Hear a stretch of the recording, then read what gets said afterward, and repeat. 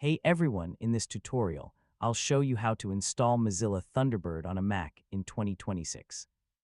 If you want a desktop email client for managing your messages and accounts, Thunderbird is a simple option to set up. So let's get started. First, download the Mac version of Thunderbird from the official Mozilla website. Make sure you choose the correct version for your Mac and wait for the download to finish. Once the download is complete, open the downloaded file. Depending on the version of macOS you're using, you may see a disk image or installation package. Follow the instructions shown on your screen to install Thunderbird. If you see an application window, you may need to move Thunderbird into your Applications folder.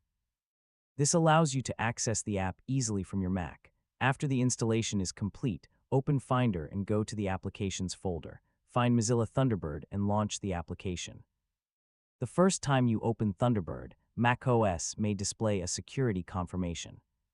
If the application was downloaded from the official Mozilla source, follow the available instructions to continue opening it. Thunderbird will then open its setup screen. From here, you can add an email account such as Gmail, Outlook, or another supported email service. And that's how to install Mozilla Thunderbird on Mac.